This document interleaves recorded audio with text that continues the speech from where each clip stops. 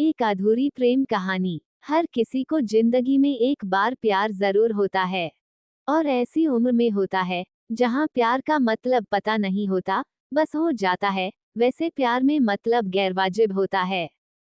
प्यार होने का एहसास हमें तीनों जहां की सैर कराता है। हम ख्वाबों में अपनी दुनिया बसा लेते हैं। हमें महबूब के अलावा किसी चीज से मतलब नहीं होता।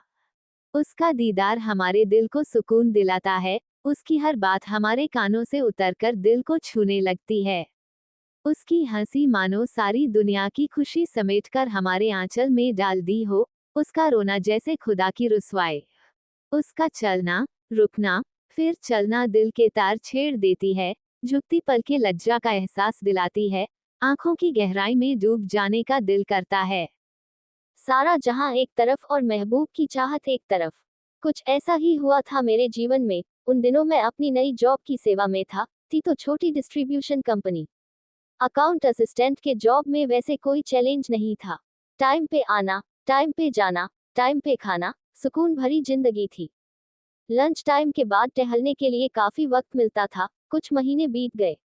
एक दिन अचानक मेरी नजर ऑफिस के बाहर एक लड़की पर पड़ी। मेरा लंच टाइम और उसका वहां से गोइंग टाइम लगभग एक ही था। मैंने कभी गौर से उसको देखा नहीं, लेकिन आज अचानक नजरें मिली और लगा सारा जहां मिल गया। फिर ये सिलसिला चलता रहा। प्यार व्यार कुछ पता नहीं था। उसका दीदार मेरी जिंदगी बन गई थी। एक दिन भरत मेरे पास आया। इधर उधर की बातें चली, फिर उसने अपनी बात निकाली। जिसके लिए वह आया था उसने दीपा की बात निकाली। मैं कितना उसे चाहता हूँ ये पूछा। मैं क्या बताता। मेरे जीवन में पहली बार किसी लड़की ने मुझे चाहा था। वह एहसास मेरे लिए किसी धन दौलत से कम नहीं था। कोई लड़की ने मुझे मिलने की इच्छा जताई थी। उसी दिन शाम को फोन आया। आवाज में अजीब सी घबराहट थी, बातों में कंपन थी।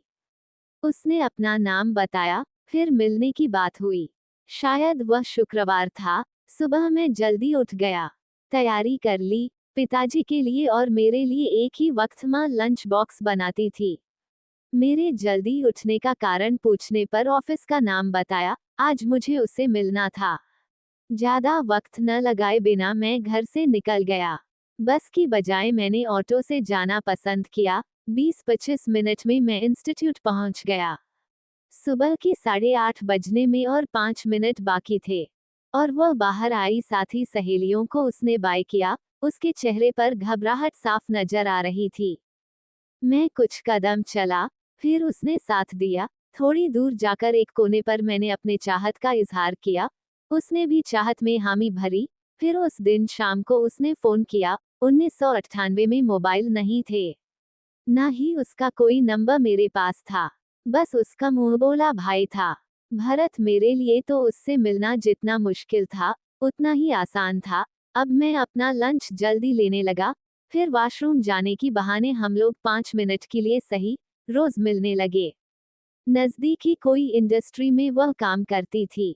आप इसे प्यार कह सकते हो या नहीं, ये मुझे पता नहीं, लेकिन वह प्यार भरा एहसास जिंदगी बना देता है।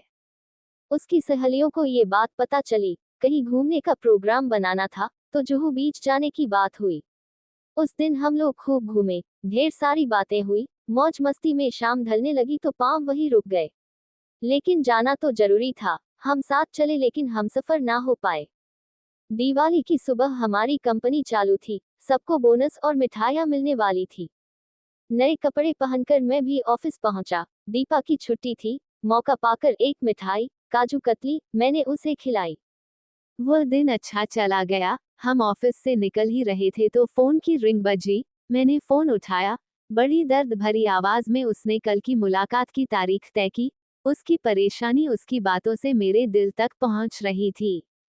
आज हवा का रुख बदला बदला नजर आ रहा था। कल के फोन कॉल को लेकर मैं रात भर ठीक से सो नहीं पाया। इसके कारण सर चढ़ा हुआ था। आज ट्यूशन नहीं था। कुछ ही देर में वह आई। फिर हम एक होटल में चाय पीने बैठ गए। हम फिर नहीं मिलेंगे, घर पर पता चल गया है। मेरे बड़ी बहन ने रेलवे ट्रैक पर इसी चक्कर में सुसाइड किया था। मुझे तो कुछ पूछने का या कुछ बताने का मौका ही नहीं मिला, ना तो कुछ बात बन पाए। वह चली गई। मैंने उसे रोका भी नहीं, वह क्यों चली गई मुझे पता नहीं। कल रात उसके घर में क्या बात हुई मुझे पता नहीं, और क्या कारण था मुझे पता नहीं। लेकिन मैं इतना दावे के साथ कह सकता हूँ कि वो मुझे प्यार करती थी। वह मेरे घर भी आकर चली गई थी, मेरा तो मुझे पता नहीं, लेकिन उसका प्यार सच्चा था। ये मेरा पहला प्यार अब अधूरी प्रेम कहानी बन गया है। आज मैं लिख रहा हूँ, उस पुरानी यादों में खो चुका हूँ। कहानी अच्छी लगी हो तो चैनल को सब्सक्राइब जरूर करना, जिससे आपके लिए नई नई कहानियां लाता रहूं। धन्यवाद।